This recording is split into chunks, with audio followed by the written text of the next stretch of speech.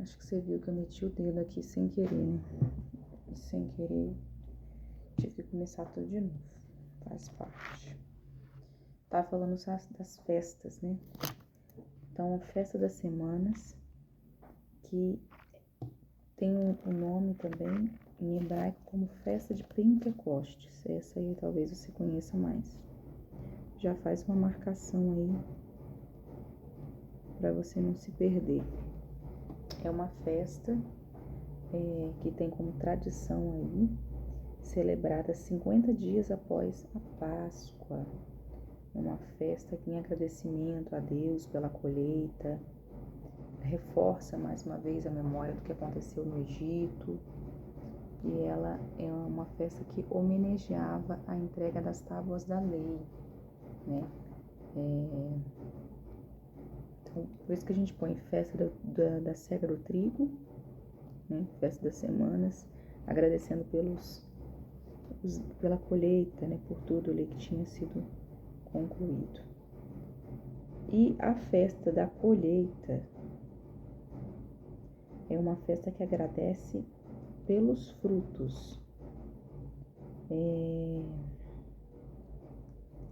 A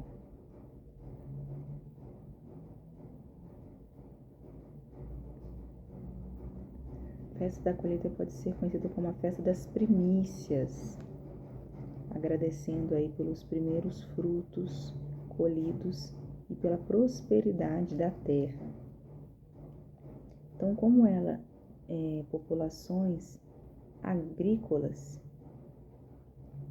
se você cuida da terra durante o ano todo e a terra ela dá o que se comer, fica-se muito feliz, né? Se agradece muito pelo que a terra te entregou. Então, existiam essas duas festas aí, 3 no total, junto com a Páscoa, que eles comemoraram e que o Senhor enfatizou que eles tinham que fazer, né? Era importante eles guardarem esse costume aí dessas festas. Festa dos pães asmos, festa das semanas, conhecida como a festa de Pentecostes, e a festa da colheita, ou festa do tabernáculo, né? Ou essa festa do trigo. Né? Todas elas com significados aí no período ali em que o Senhor passou o povo ali pelo deserto. Essas festas eram oportunidades para o povo se reunir e adorar a Deus, né? Além de serem festas, era um momento ali de festividade.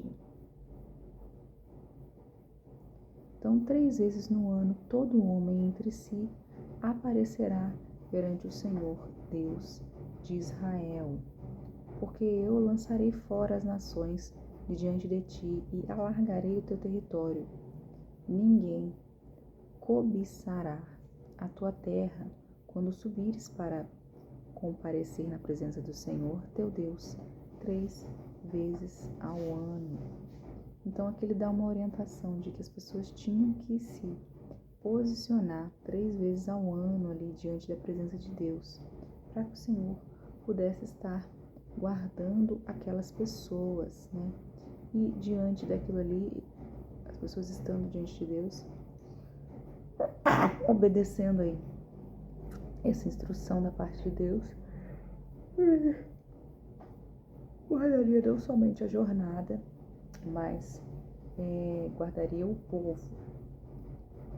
O verso de número 25 vai dizer: não oferecerás o sangue do meu sacrifício com pão levado, nem ficará o sacrifício da festa da Páscoa da noite para amanhã.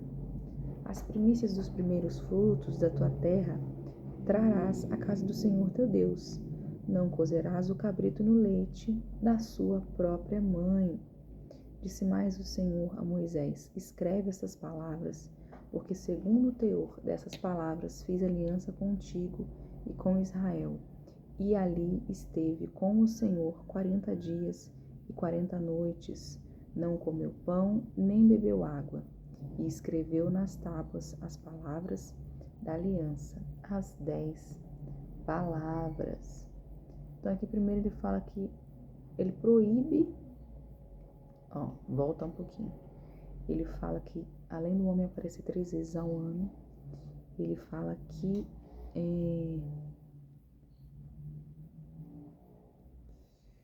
o sacrifício ele não pode ser de pão levado.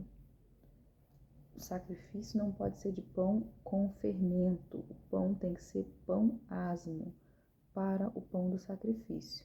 E todo o sacrifício aí da festa da Páscoa, que é o cordeiro, que tem que ser preparado, para ele ser comido todo. Se ele não for comido, ele tem de ser queimado. E aí ele vai também dizer a respeito da mãe ali, né? Não deve se cozinhar carne de cabrito com o leite da mãe. Por quê? Porque existia uma prática supersticiosa de outros deuses que fazia isso aí. Fazia esse preparo da carne com o leite da sua mãe.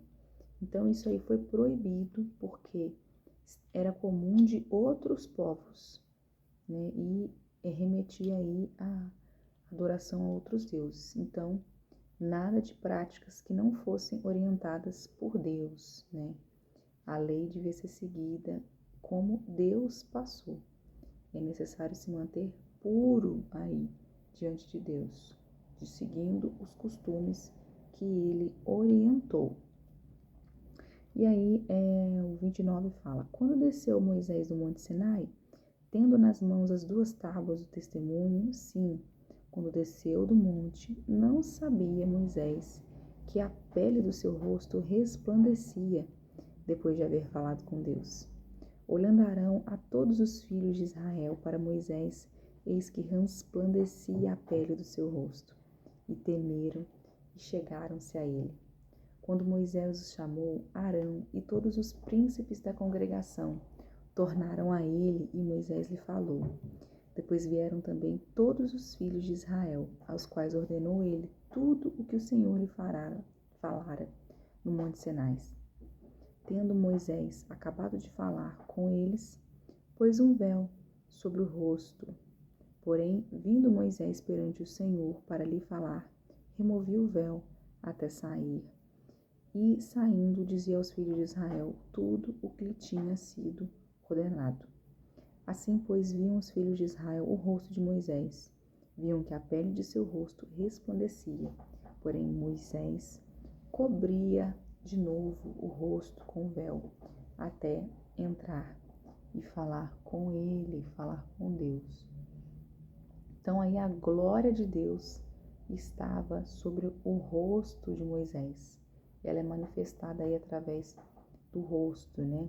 Então aqui o texto, ele fala que tamanha era essa glória que ele teve que colocar um pano ali para poder estar diante do povo, né? Foi perceptível, tamanho ali a presença de Deus. A face de Moisés resplandecia mesmo a santidade, resplandecia aí esse momento que ele teve com Deus. E aí o Senhor que esteve com ele pede para que ele não pediu, né? Mas Moisés vê a necessidade aí de esconder, né? Com medo aí que os homens com pecado viessem aí a morrer ou acontecesse alguma coisa. Então é colocado um véu para cobrir, né? O véu, a gente vê que o véu também, havia um véu no templo que separava o Santo dos Santos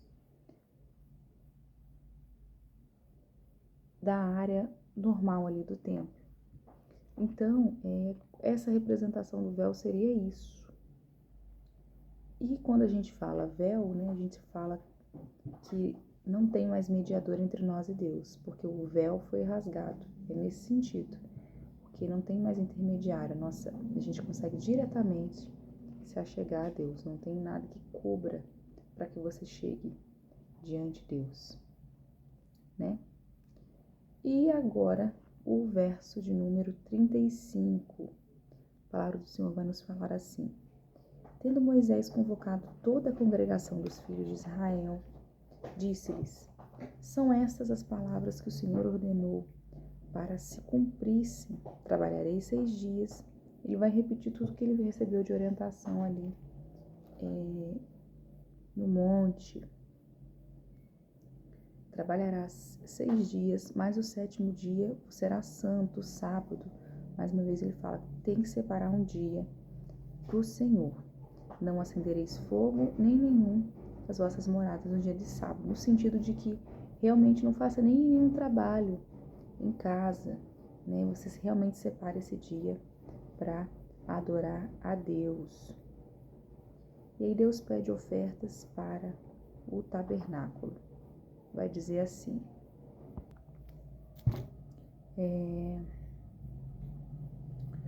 disse mais Moisés a toda a congregação dos filhos de Israel, esta é a palavra que o Senhor ordenou, dizendo, tomai do que tendes uma oferta para o Senhor, cada um de coração disposto, voluntariamente a trará, por oferta ao Senhor, ouro, prata, bronze, estofo azul, púrpura, carmesim, linho fino, pelos de cabra, peles de carneiro, tintas de vermelho, peles finas, madeiras de acácia, azeite para iluminação, especiarias para o óleo da unção para o incenso aromático, pedras de ônix e pedras de engastes para a estola sacerdotal e para o peitoral. Então aqui ele fala a respeito das ofertas do Senhor, tudo que deveria estar ali disposto voluntariamente para ser oferecido. E vai dizer assim no verso 10, venham todos os homens hábeis entre vós e façam tudo o que o Senhor ordenou. Mais uma orientação a respeito das construções, né? O tabernáculo com sua tenda, sua coberta, seus ganchos, suas tábuas, suas vergas, suas colunas e suas bases, a arca e seus varais, o propiciatório, o véu do reposeiro, a mesa, seus varais, todos os seus utensílios, os pães de propiciação, o candelabro da iluminação e seus utensílios, suas lâmpadas e o azeite para iluminação, o altar, o incenso, seus varais, o óleo da unção, os incensos aromáticos, o reposteiro da porta, a entrada do tabernáculo, o altar do holocausto, a sua grelha de bronze, os seus varais, todos os seus utensílios, a bacia, o seu suporte, as cortinas, o átrio, suas colunas, as suas bases, o reposteiro da porta do átrio, as estacas do tabernáculo, as estacas do átrio, as suas cordas, as vestes do ministério, para ministrar no santuário, as vestes santas do sacerdote de Arão, e as vestes dos filhos para oficiarem como sacerdote. Então, tudo ali tinha que estar preparado para poder ser utilizado dentro do tabernáculo, né? A gente tem aquelas 2 pessoas, Belsazar, e tinha um outro rapaz que agora eu já esqueci, Abi não sei o que ficaram responsáveis aí por toda a construção do templo. Abimadab, uma coisa assim, um nome estranho, um nome diferente, não vou lembrar agora, mas tinham artesãos ali responsáveis pela construção do templo. E depois ele vai falar sobre as ofertas e as pessoas que ficaram se dispondo ali para, fala assim, ó, prontidão do povo em trazer as ofertas. Vai dizer assim, ó, então toda a congregação dos filhos de Israel saiu da presença de Moisés e veio cujo homem, cujo coração o moveu e cujo espírito o impeliu, e trouxe a oferta ao Senhor para a obra da tenda da congregação e para todo o seu serviço e para as vestes sagradas. Vieram homens e mulheres, todos dispostos de coração, trouxeram fivelas, pendentes, anéis, braceletes, todos os objetos de ouro Então todo mundo ali, com muito amor, com coração voluntário, foi trazendo tudo que tinha. Vai dizer, todo homem possuidor de estofa azul, púrpura, carmesim, linho fino, pelos de cabra, peles de carneiro, tintas de vermelho, peles de animais, marinhos os trazia. Todo aquele que trazia ofertas de prata ou de bronze por ofertas ao Senhor, o trazia, e todo possuidor de madeira de acácia para toda a obra do serviço, a trazia. E todas as mulheres hábeis traziam o que por suas próprias mãos tinham fiado, estofa azul, púrpura, carmesim, linho fino, e todas as mulheres cujo coração as moveu em habilidade, fiavam os pelos de cabra.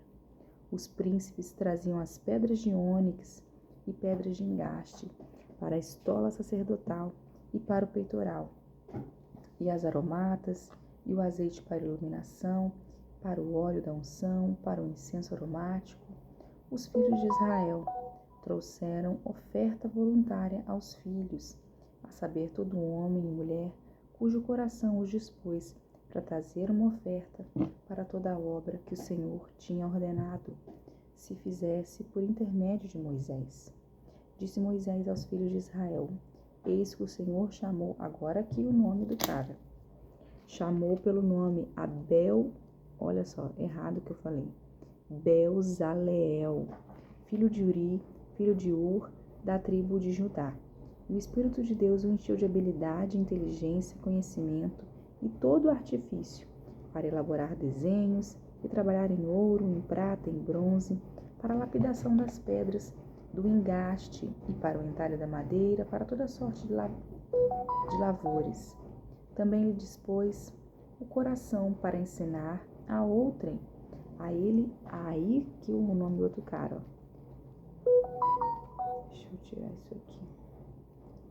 Aoliabe, filho de Aizamaque, da tribo de Dan, encheu de habilidade para fazer toda a obra de mestres, até a mais engenhosa, a do bordador do estofa azul, em púrpura, em carmesim e em linho fino, e a de tecelão, assim toda sorte de obra e a elaborar desenhos. Então aí esses aqui foram os engenheiros que tocaram a obra, o plano da obra de Deus, né?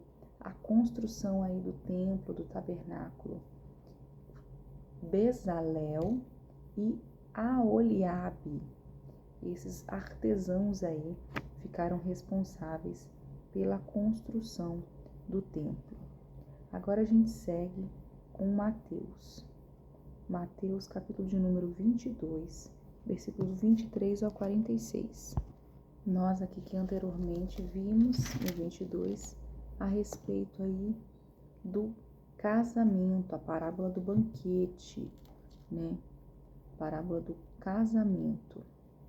E depois a respeito dos impostos ali, em que os fariseus tentaram pegar ali Jesus de calça curta, né, mas não conseguiram.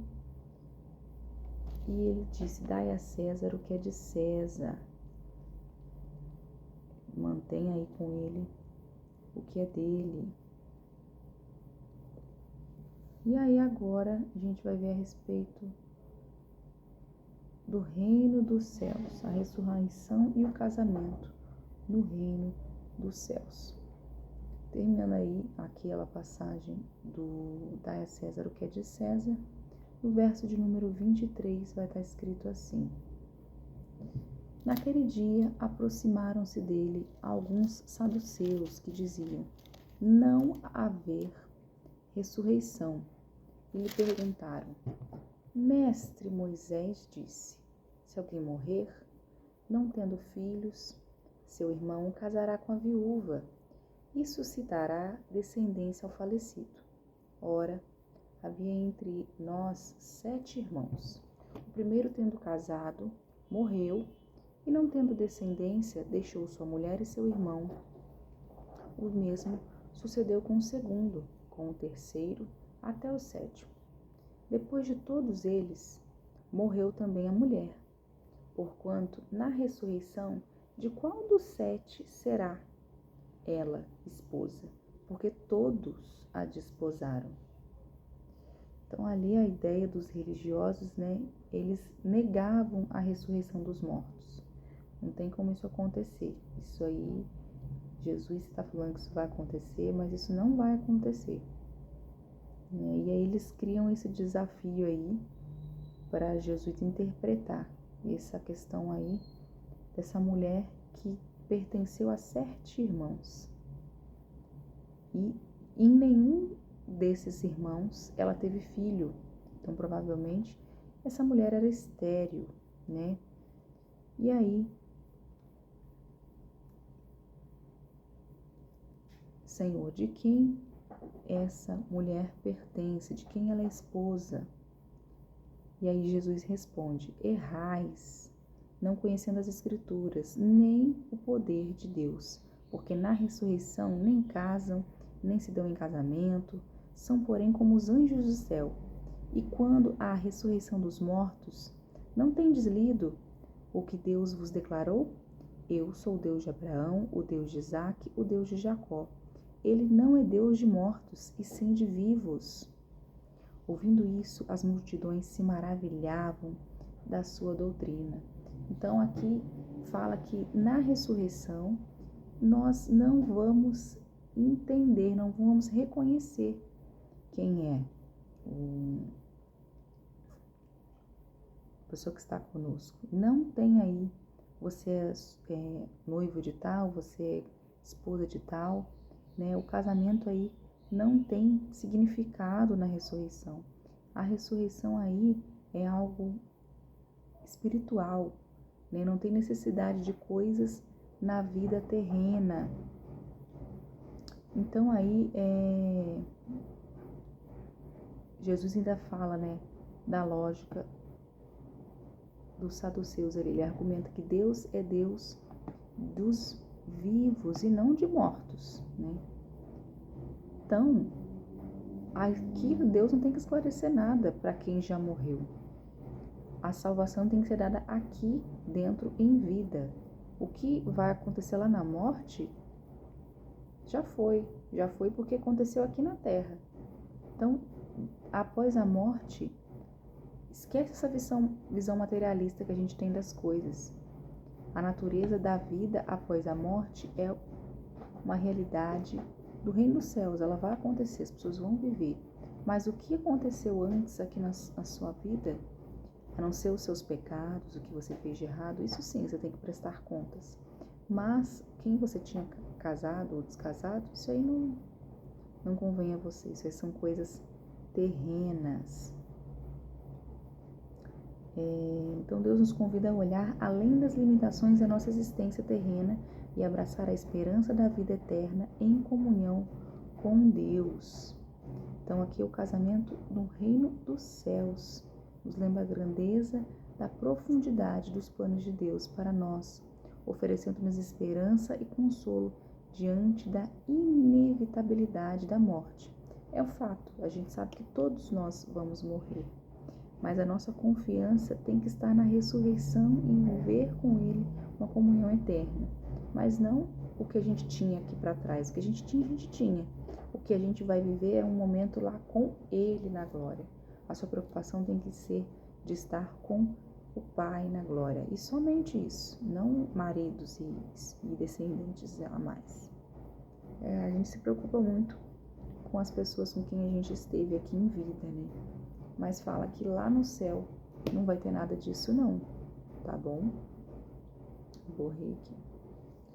E diz assim: entretanto, os fariseus, sabendo que eles fizeram calar os saduceus, reuniram-se em conselho, e um deles, intérprete da lei, experimentando, lhe perguntou: mestre, qual é o grande mandamento da lei?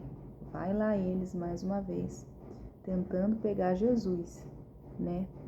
E aí Jesus fala: amarás o Senhor teu Deus de todo o teu coração, de toda a tua alma e de todo o teu entendimento. Este é o grande e o primeiro mandamento. O segundo semelhante a este é: amarás o teu próximo como a ti mesmo. Reunindo os fariseus, interrogou-o, dizendo: Que pensais vós de Cristo? De quem é filho? Respondeu-lhe eles: de Davi, porque Jesus descendia da descendência de Davi. Ele é filho de Davi. Replicou-lhe Jesus: Como, pois, Davi, pelo Espírito, chama-se Senhor, dizendo: Disse o Senhor ao meu Senhor: Assenta-te à minha direita, até que eu ponha os teus inimigos debaixo dos teus pés. Se Davi, pois, lhe chama Senhor, como é ele seu filho? E ninguém lhe podia responder palavras, nem ousou alguém, a partir daquele dia, fazer-lhes pergunta.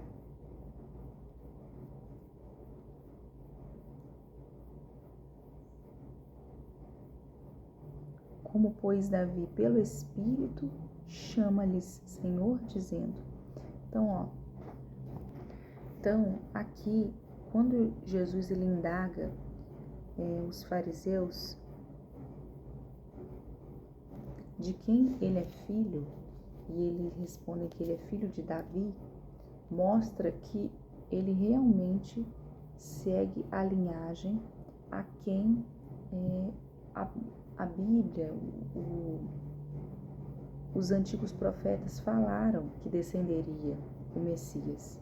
Descenderia da tribo de Judá, descenderia de Davi, né? Davi pertence à tribo de Judá. Então aqui a identidade do Messias ela pode ser confirmada através da descendência, né? Aponta para a autoridade de Deus. Então ele é sim o Messias, porque ele descende da tribo de Judá, defende ali do descendente de Davi. Então eles não têm como questionar isso. Talvez para nós seja uma bobeira, né? Mas para eles é de extrema importância essa questão da descendência, de onde você vem, de quem você é filho. Isso aí mostra que ele realmente não teria como não ser o Messias, porque ele faz parte da linhagem de Davi.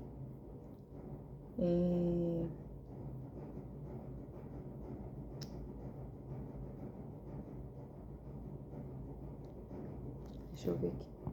Então mostra aqui que ele não é somente um grande mestre, ele era entendedor da palavra, ele sabia responder as perguntas, mas também ele pertencia aí à linhagem de Davi. E aí o silêncio pairou depois disso. As pessoas não questionaram, porque essa questão da descendência é muito forte com as pessoas daquela época. Então, é isso, né? Ele tem autoridade sobre todas as coisas, o nosso Deus. E ele não pode ser questionado. Questionado no sentido de que os sinais estão todos aí, as maravilhas estão todas aí. A descendência também está aí. Vocês querem mais o quê? Eu faço mais o quê? É bem isso que ele quis falar. Por isso, o silêncio daqueles escribas ali, daqueles saduceus, daqueles fariseus. Beleza? Vamos então finalizar mais um dia da nossa leitura bíblica. Espero que você tenha gostado de estar até aqui conosco. E vamos orar para nós finalizarmos? Senhor, nós queremos agradecer, meu Pai, por mais este momento na Tua presença, Senhor. E nós queremos reconhecer a Sua autoridade.